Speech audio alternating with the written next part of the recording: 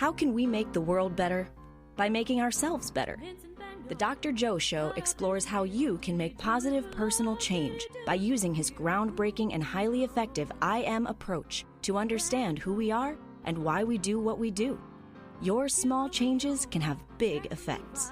Join us now for the Dr. Joe Show with Mark Stiles of Stiles Law, Thomas McCoy, and your host, Dr. Joe Schrand. Oh, welcome to the Dr. Joe Show. Thunderous applause. Thunderous applause. Yeah. Whoop, whoop, whoop. Thank you, Mark. That was a real nice one, real good one. Yeah. Especially, I mean, are you not winded? I mean, you're practicing for Pan Mass. I mean, practicing. Yes, I'm constantly practicing. I'm working towards the goal of not being tired out there. Yeah. So we went out there in a little heat wave today to see how we're doing on our hydration skills today. Crazy. When is the actual race? 2 weeks. Well, it's not a race. And that's not a race. True. Let's be careful with our words, right? It's very a ride. Very important. Technically, it starts 2 weeks from Saturday, but as I've mentioned here before, we are doing what's called Day Zero. Yeah. The day before Pan Mass, we're going to go out to the border of New York and ride into the beginning for the day before. And how can people donate to this cause? PMC.org. And then you can search for your favorite rider. One named Mark Stiles would be honored to accept your donations. But PMC.org, very, very, very great organization. One weekend a year raises more money than any other event in the nation. One event. What are you writing for, Mark?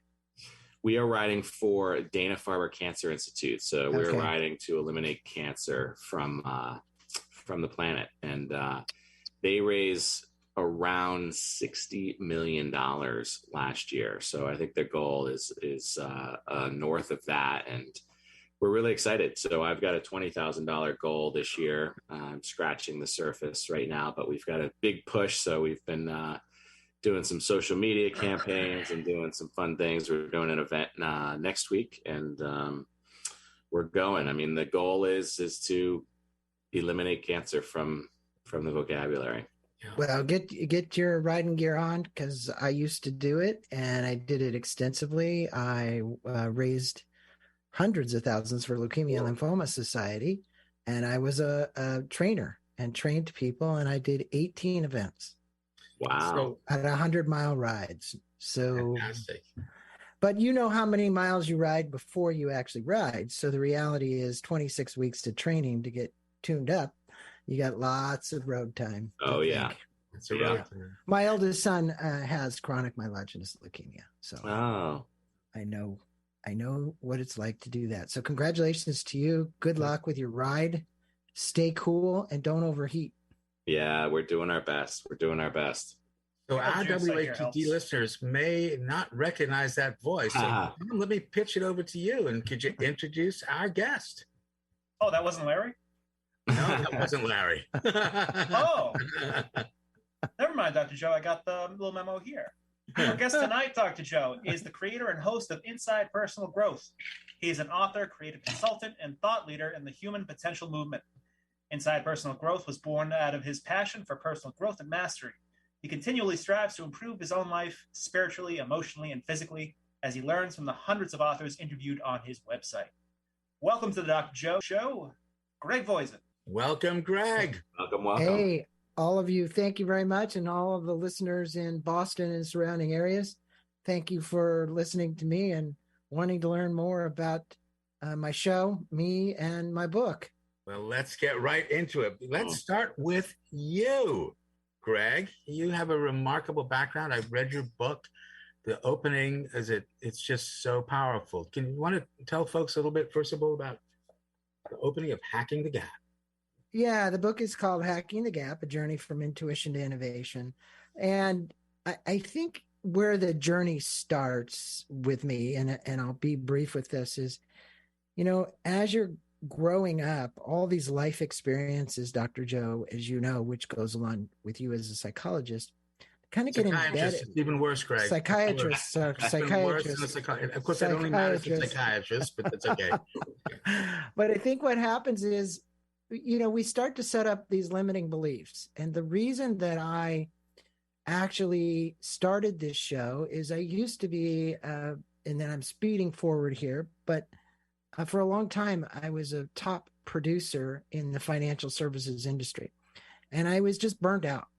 And my son came to me and he says, Dad, you go to all those $1 million roundtable meetings and you get to hear all those great speakers. How about if you brought them on your show? Greg, how old were you? How old were you when your son came up to you? How old was your son when he came up to you and give you that advice? Yeah. How old was he?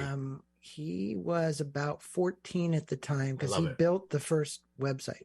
That's incredible. 14 years old with wisdom. Go ahead. So what happened next?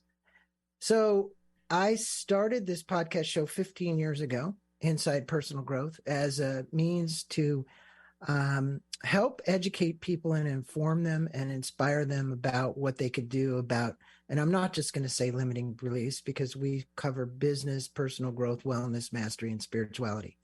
So what I find is that the spirituality side of things is a big issue, but and I both know that some of the issues are, you've got the subconscious and the conscious, and the subconscious mind gets programmed, and literally it's very hard to unwind. And I believe that as a human species walking the face of the earth, that I was speaking with a social biologist the other day on a podcast. Her book was Watchman's Rattle, and the other one was On the Verge. And she said, it's really great. We do all this. We have all these analytics. We can tell what's going on. But the reality is, and her name is Rebecca Costa, is she says, as a social biologist looking at our species for millions of years, we literally wait till almost it's a disaster to make a change. We're really programmed that way. We're rewired that way. And what I wanted to let people know is that you can choose to make a change before that. And the hacking the gap part of it is finding the fastest way between point A and point B, really, and doing that through learning versus you having to have all these difficult learning experiences. Now, just yesterday, I had a beautiful guest on the show, Sterling Hawking, and his book is called Hunting Discomfort. And he's basically saying the only way through is the discomfort that you have to go through to basically, and you should be hunting it. You shouldn't be waiting for discomfort to come because discomfort's going to come. So my show is really around everybody who's discomfortable, uncomfortable, uncertain, looking for solutions inside themselves, and has the ability, obviously, then to take action on that. In other words, you can take the action when you choose to take that action. So that's a little bit about me, but more about, the book and the process and how I got there. But what was it that was going on in your world that inspired you to do this for so many other people? I would say that I had a lot of, as the Buddha says, there's pain and suffering, and then there's getting out of pain and suffering, right? And I think there was a tremendous amount of pain and suffering for me on not being enough.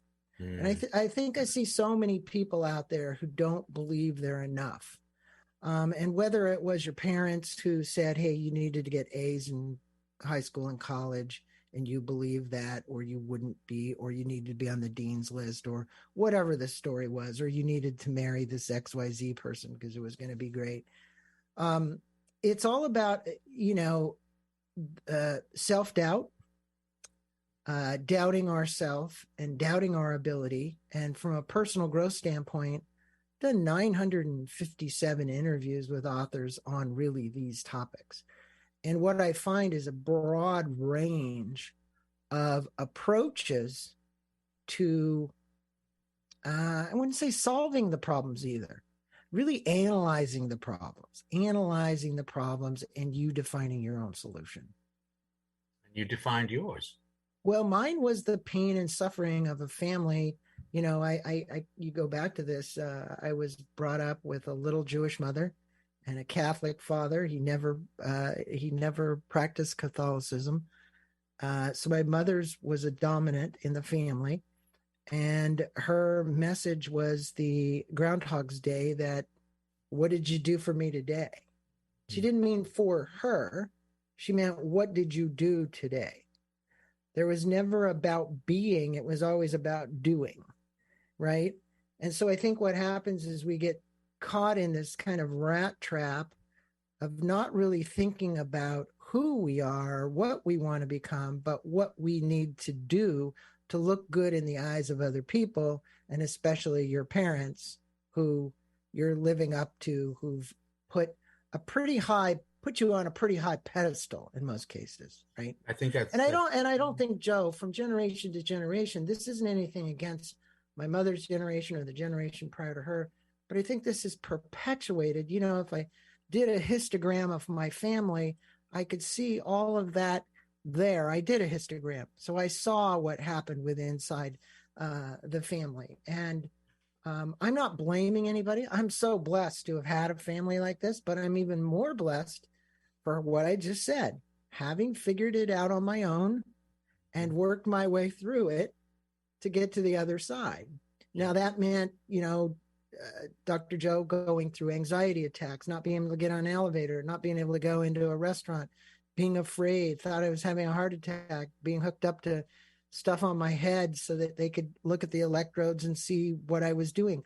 When I actually saw what I was doing myself to debilitate myself physically, that it wasn't, something that somebody on the outside world did. I can't blame them. Nope. For what's going on. I created it all. That's right. Well, if it's always someone else's fault, you're never in control. Right. And if you're not in control, you're always going to be anxious. And off air, you were talking about a new book that you're working on, Greg. So tell me about that. I'm really excited about it, actually. I've been so blessed to meet so many authors along the way. And a lot of them have said, hey, Greg, will you help me write my next book?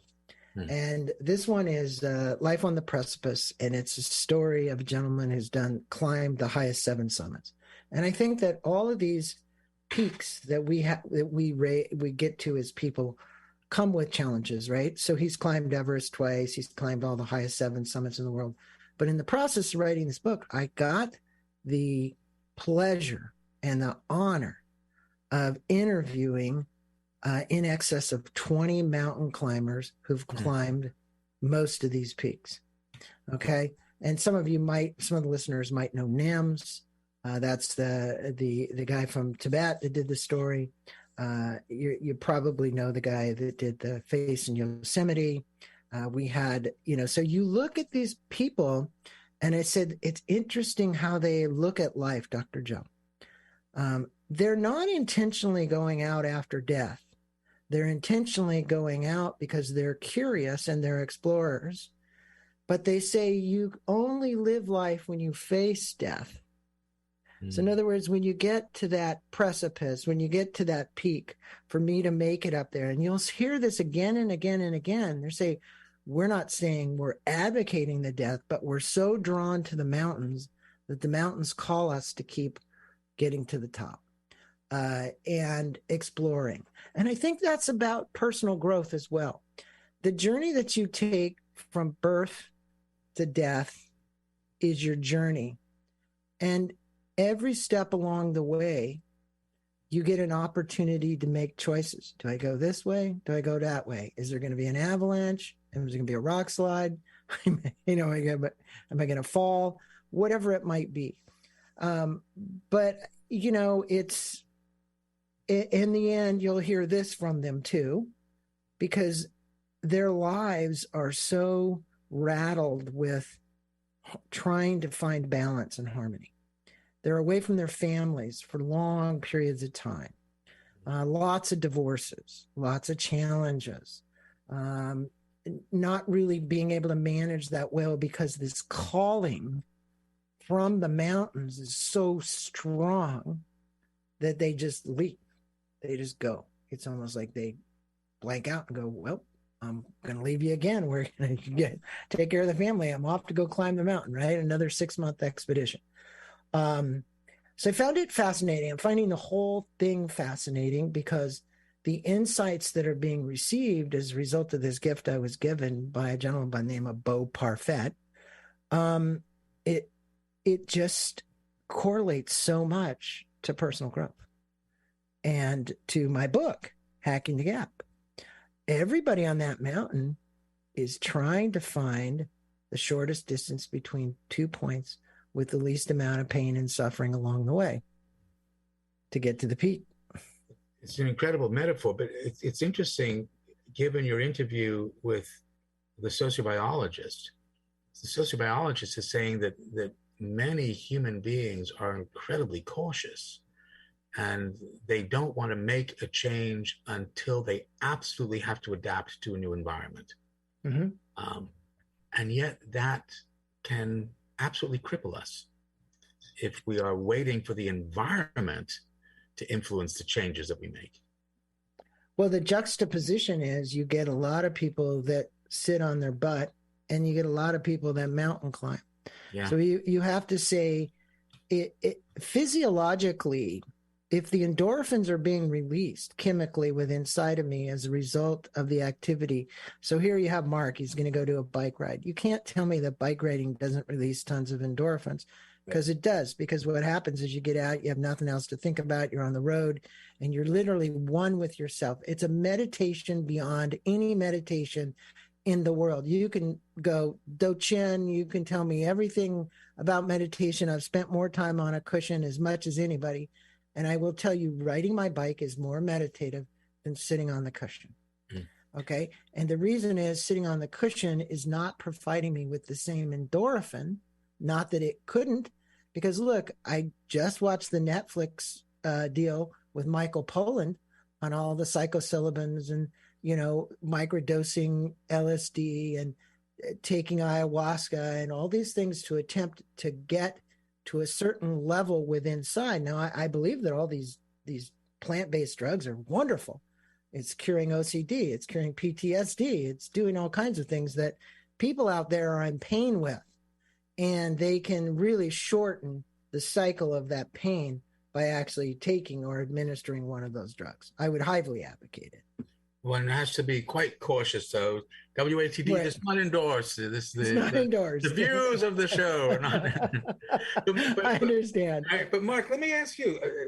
Do you relate to what Greg is talking about with the meditative aspect of cycling? Yeah. So, I mean, the reason I'm there is I'm more of I always say I'm a fundraiser, not a cyclist. I'm a fundraiser who happens to ride a bike. But over the years, I'm totally engaged with what Greg's talking about, because there's something about riding. You see things that you would never see in a car. You'll never see jogging, right? Jogging, you run 3 miles and you run a circle and you see the same things every time. Maybe you run 5-7 miles, but here you're riding over the course of training hundreds and hundreds of miles in random places. And it's splendid, because you really realize what is out there, and it is meditative. There's no question about it. If you're in that zone and simply pedaling and looking around, it's quite relaxing. It is.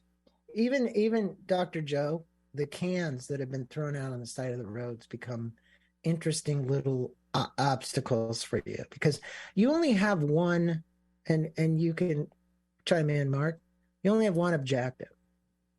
And your objective is every time your foot moves around the pedal to make sure you stay upright, stay focused, and you'd stay diligent on the road and make sure you don't get hit or whatever it might be. Right. And at the same time, you get the opportunity to enjoy that scenery off to the right or the left.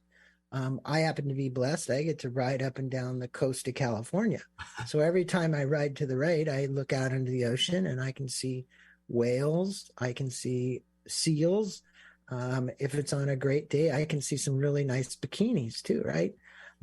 So the reality is that, you do this, but it isn't something that if you drove your car, like he just said, that you would take notice of.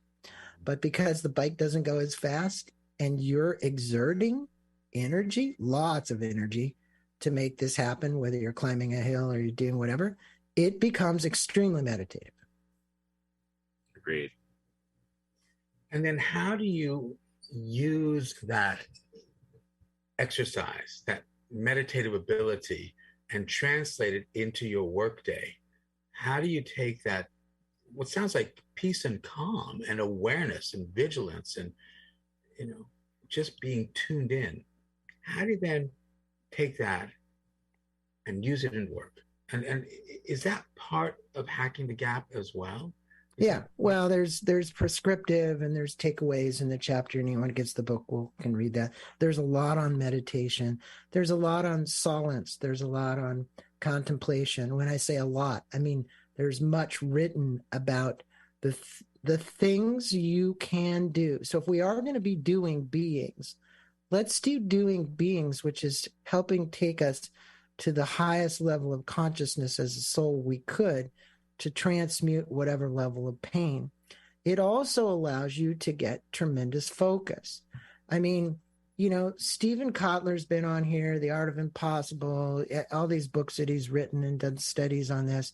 And he'll say, look, Mark does it, I'll bet, for two reasons. One, he's out there raising money, and that's a cause beyond himself. So he has a purpose. But he's also curious. When you start with curiosity, it leads through a series of things to purpose, and I believe that it does. And most people who have high levels of curiosity. So I'm doing an interview with Seth Goldberg. He's in Nantucket, and the book is called Radical Curiosity, right? And we've lost this radical curiosity to help solve problems. And I think he's absolutely right. And Dr. Joe, what I would say is when you get out on a bike and you use this now to come in, you're more engaged to want to focus on doing something good and solving somebody's problem. Well, the radical curiosity, it would be nice if we could regain that. Well, so look, this book, while it is written for individuals who are entrepreneurs, everybody's an entrepreneur in my mind. Okay? I agree. Or can be. Okay. Yes. And I tested this because I went to the universities and I did a lot of studies and I interviewed software engineers and all kinds of other people. And somebody who was radically curious, like we said last time, was Stephen Jobs. Probably couldn't have been anybody more radically curious than Stephen Jobs. But you'll find that a lot of the architects of our software, there's many gentlemen and women who are radically curious. They want to solve a problem. And so I said to myself, well, I want to ask you guys something. And I started out with this survey, Dr. Joe, around intuition. Well, do you believe that you use intuition to create the software? Do you believe you use intuition? Where did this intuition come from? And I'd get some people that would just light up and go, yeah, I got intuition. I get other people, no, it's too scientific. There's no intuition. I don't believe in intuition. I was like, well, really? So did you ever have a feeling? Did you ever get a sense? Did you ever go down? Well, yeah, I did, but I don't believe that's intuition because I believe what happened is I programmed my brain enough through college and enough meetings that I connected the dots. And I said, yeah, I believe you did connect the dots. But sometimes you connect the dots and you're missing a dot. Where did the dot come from? Well, I had this epiphany. Oh, so you did have some little epiphany about how you might redesign something to make it. So here's for the listeners, and there's a little graph and chart in the book. Dr. Joe knows this. I believe it starts with intuition. It's listening deeply. We just talked about that. Mark's going on a bike ride. Thomas is doing long walks. He's listening deeply, right? And there is a voice that speaks to you. People would say, oh, Voisen, you're crazy. And, you hear these voices. Was that a pun? Yeah, exactly. Right. Yeah. And then the second thing is, I think from that, you get an insight. And the insight is really, I call it the aha moment. There's a lot written about insights. There's a lot written about intuition. But when that insight now is like, whoa, I have an idea. I have an idea for that iPhone. Steve Jobs, right? How many of you know he used to use the tone on the phone? Probably Thomas does. And he used to go in payphones and he used to hit those numbers. And he started with the tones that the phone would make. You know, you'd go, dot, not, you know, when you're hitting it. So, and he used to scam the phone company because he knew how to do it. He was that smart. That's how he was making all kinds of calls without ever paying for them. So he had this idea. And here's the point. You get inspired then because knowing it's right. Now, here's what it is. Is it a knowing for you? It doesn't have to be a knowing for somebody else. All right. So, you know, you'll have people argue points with you about your idea, and they tell you, as I just said, you're crazy. You're a lunatic. That idea is never going to work. And then you read in the newspaper 6 months later, some guy had the same idea and went for it. And you're like, shoot, I had that great idea. And I'm saying, everybody's got great ideas. You just didn't take action on them. What we were just talking about at the beginning of the show, we waited around forever before we ever implemented anything. Then after inspiration, you incubate. We all incubate for a period of time. We got to think about it, cogitate on it, think it over. After that, here's one of the hardest steps, and it's the ignition step, all right? And that's where you manage the energy associated with launching any good idea, because a lot of entrepreneurs will burn out before the idea ever takes hold because they don't know how to manage their own personal energies. So whether you take runs or you ride your bike or you meditate or whatever it might be. And I found this to be the case because for me, I got in many positions where I ended up getting anxiety attacks because I was so much there that I couldn't deal with it. It was like, I didn't know how to manage the energy. I was like overboard, right? And then you go into the innovation and people say, well, that's innovation stage. Well, yeah, you have to innovate the idea. You got to take it. You got to make prototypes. You got to make models. You got to, you got to work it up, right? And last one is implementation. So the step from innovation to implementation is, for most people, that's the marketing part. That's the part, well, I got my prototype. It works. I sent it to China. It all came back. It's all working. Let's now put it to market. We're going to put it on the internet. We're going to shove it up at Amazon. We're going to get it to work. We're going to get people to buy it. So that little cycle, I went out and then I went to people in the innovation departments, actually a very famous one in Massachusetts, actually, a gal, can't think of her name right now. And I asked her, I said, hey, this was my theory. I just kind of tested it. She said, you have every step that is actually almost 100% correct. I might put it in a different order, but the reality is anybody who's studied innovation, every one of those steps is part of the process. I thought, okay, well, I thought that was my idea. It really wasn't. It actually had already been out there. But the reality is that I think everybody needs to know that inside of you resides a person who has a great idea that if you act on it, could do something that could change the world. So act on it. So what do you say to the folks that say, yeah, but if I say it out loud, someone might steal it from me?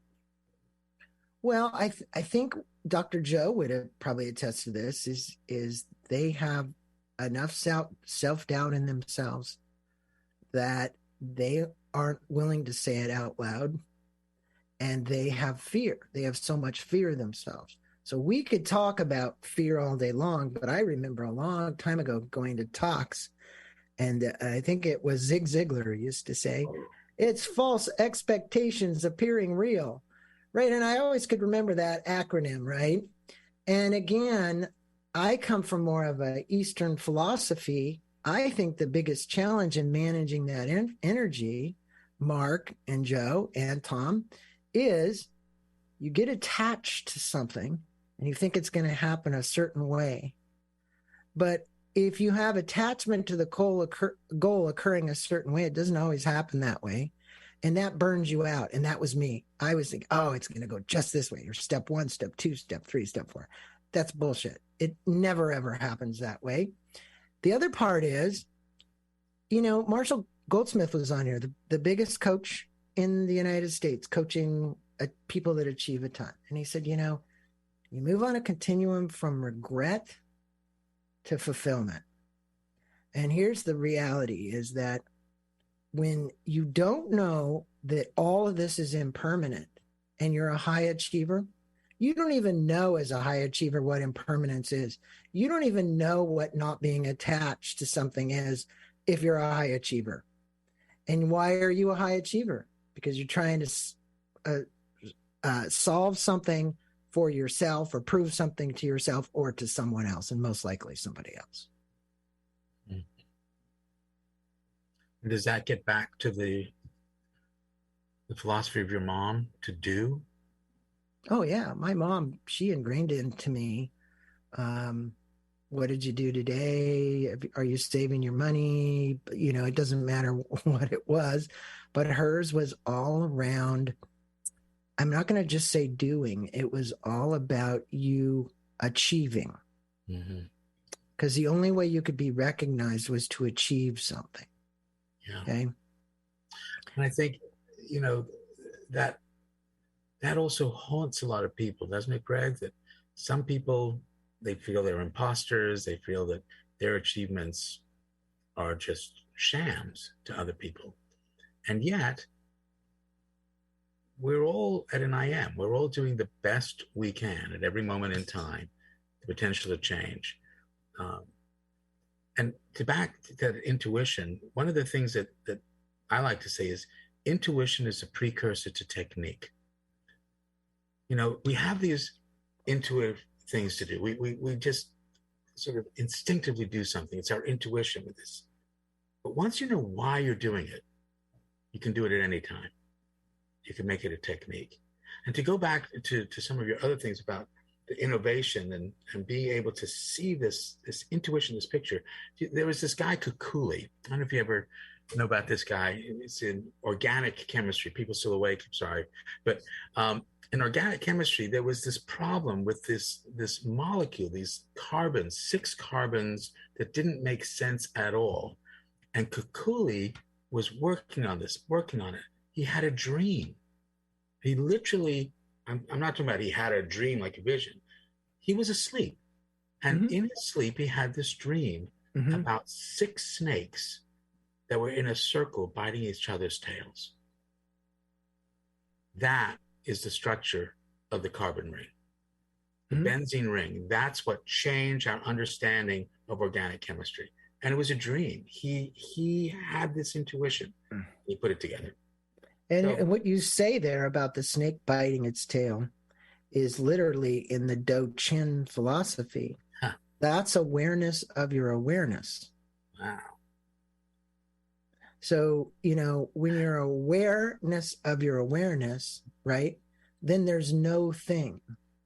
Yeah. So then the mind is empty, So I think that because that symbolism of that, that snake that you just said, I have a feeling there might have been more to that than just solving the problem, right? Because when you can get that to that estate, you can then find this, I'm not going to say nirvana, but I talked a few minutes ago about, and you said this isn't endorsed by this show, but if people are going to take psilocybin or, any of these LSD or whatever, microdose, they're actually seeking some kind of state like that to get through. Now, in this gentleman's case, as a scientist, he was trying to break through the problem. Yes. Right? Now, that didn't mean that he didn't microdose something to get there. Maybe he did before he went to sleep. But my point is that he came up with a solution. You don't have to microdose anything to do that. No. You know what you have to do? You have to do a hell of a lot more bike riding like what Mark's doing and I'm doing, and you will get there. Yeah, you will. Because when you can be connected to the world in that way, when we realize that the air that we breathe doesn't separate us but connects us, right. That is a powerful, powerful thing. And I think it's very comforting. I think, we're one group.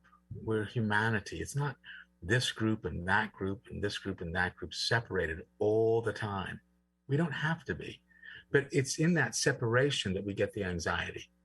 Because if I'm separate from you, then you may want to compete with me. But what's nice is we don't have that competition here. We're not separate. There must have been some moment when your 14-year-old son comes up to you and says, Dad, maybe it's time to do something else. Well, my son was very observant, and he saw that I was in pain, like I said.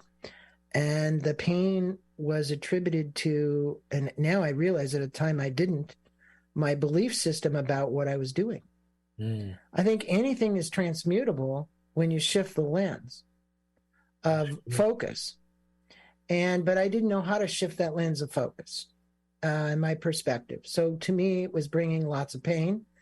And so he and I he grew a little older, but during that time I started the show, and then he became 18. And then I started a consulting company for business owners, and through a company called Illuminate Consulting, Inc. And our job was really transforming the culture of the organizations with inside it. And we would go around and do meditation retreats when they weren't very cool. And it was amazing. I remember, Joe, one year he and I went down to this big conference we're invited to for logistics. So this is FedEx, it's UPS, it's all these guys, right? Management.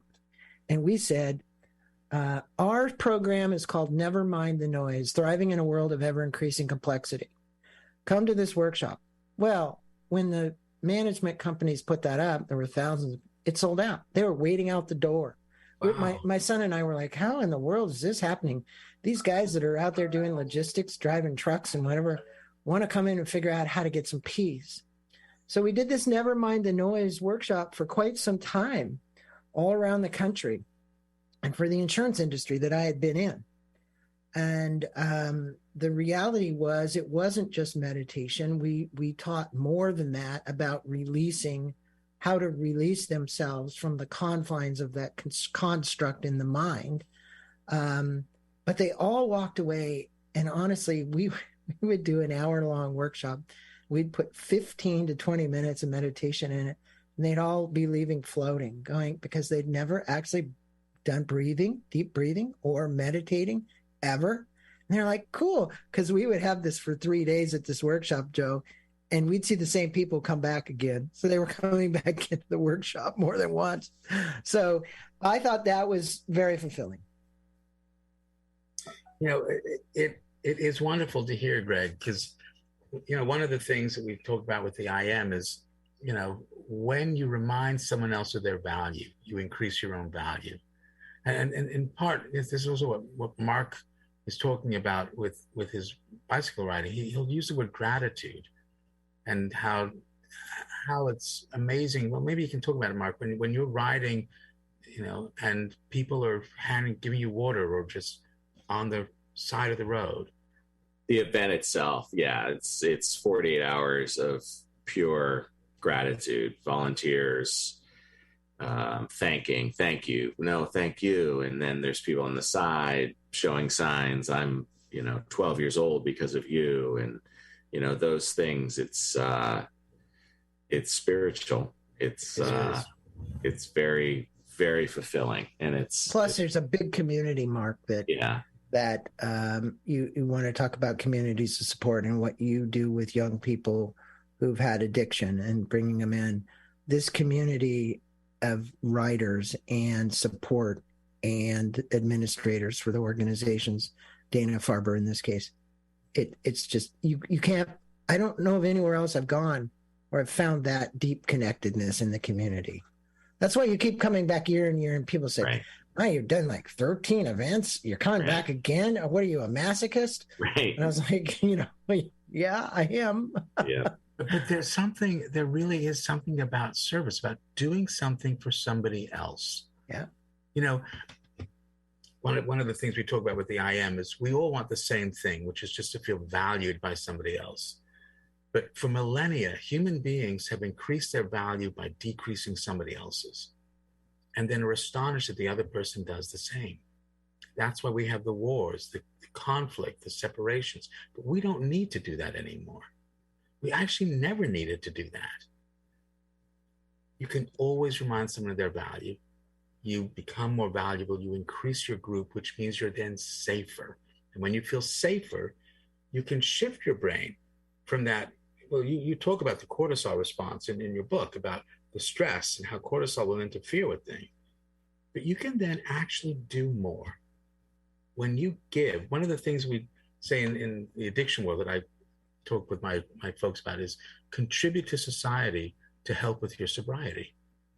When you contribute, it increases oxytocin in your brain, not OxyContin, oxytocin, and you just feel trusted. Mm-hmm. That's what we really want. So, What do you think, Greg? I think it's you're speaking about your group and addiction. I just did an interview with Pamela Brinkler. She wrote a book called Conscious Bravery, How to Care for People with Addiction. It was really, really fascinating because, the caregivers of people with addiction, in her case, 2 sons that got on methamphetamines and created a very hellish life for her. Plus, she had just lost a husband to brain cancer as these kids were growing up. So she had kind of compounded. But what you said, what she did to transmute the pain was to learn how to be okay with who she was as a mother, that she didn't blame herself. She used meditation. And again, I don't want to harp on meditation, but I do want to say that I'm an advocate for whatever it is that you do that can calm your mind and get the monkey out of the brain, because it's in there all the time, repeating and talking. So whether you do walks like Thomas did, or you get on a bike, or you go surf, or it doesn't matter. I think anything in nature is a great prescriptive tool. And if you read my book, you're going to see I give lots of nature prescriptive elements associated with it. Because we have, and I'm not saying everybody, but as a society, I think we've lost touch with nature. Mother Earth is calling out right now. Global warming is calling out. You guys are sitting in Boston at 97 degrees tonight. We're seeing fires all around Spain and other places in the world. And you can't tell me that there isn't a revolt as a result of this from the earth saying enough is enough, right? And so I hope as a society we all can come together and find solutions for these problems. And in the process, I hope we all learn how peaceful we can be as a society along the way, because we do not have to have this insane conflict in Ukraine and Russia and what's going on. Not that it's the only one. Like, I can go back in history and we can name hundreds of these stupid wars that have occurred. But I couldn't agree more. And that's what I also hope when people read the book, because intuition to innovation and beyond, it's more than just your business. It really is how we approach our world right now. It is time. Greg, the I am approach, we talk about the 4 domains. We're doing the best we can in response to your home domain, your social domain, the biological domain of your brain and body, and the I see, how I see myself, how I think other people see me. Because these domains interact, a small change in any domain can have a big effect. You don't have to change everything. So, Greg, given what we're talking about tonight, what small change can you recommend to our listeners?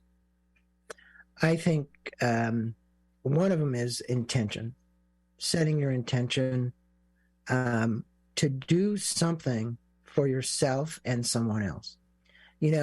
My show, you made a contribution. I decided that every dollar that came in from the authors is going to go to the homeless. And so I walked the street with gift cards and I gave it out to the homeless. And when it gets cold enough, I give them socks and hats and I do whatever. Now, I couldn't tell you how many of those people are drug addicted or how many of them are just bad on luck. But I have interviews that I've done with them. And I would tell you, 80% of them are not drug addicted. Right. They're literally just there because of some bad luck. Yeah. Some circumstances and events that they didn't know how to deal with, and they didn't have what you and I are talking about right now, the I am. Yeah. Okay. And if they did, they probably wouldn't be there. So give them an opportunity, give them a chance. Yeah. And it's so, it's not about morality, it's about mortality. It is just the way the brain works. This isn't a moral issue. But the second truth of the I am, everyone is interested in what you think or feel about them through that I see domain. And that has effect on their biological domain, because it feels different when you feel respected or disrespected. You're part of someone's home or social domain. So the second truth, you control no one, you influence everyone. You get to choose the kind of influence you want to be. Greg Voisen, what kind of influence do you want to be? I would say that the influence that I want to have is compassion spread to everybody that I live, work with. I understand I'm not perfect. There are times, look, you got to look at yourself. You get angry, you get upset at things. But underneath all that, compassion, and I was not just the Dalai Lama and not just Stephen Kotler, but in the end, if we're going to solve all these other problems, one of the biggest thing that needs to happen is everybody needs to have a big dose of compassion for the other souls walking the planet. And with that, that's really what I say. I mean, my foundation is Compassionate Communications Foundation. Hack in the Gap, Greg Voisen. You can get it on Amazon. Amazon and his website. Please, folks, get it. It is terrific. Greg, thank you so much for being on the Dr. Joe Show tonight. Thanks for having me. Thanks, Mark. Thanks, Tom. Larry, we'll see you later. See you next week, folks. Stretch the kindness, brush with madness. Is it sadness or just to show them?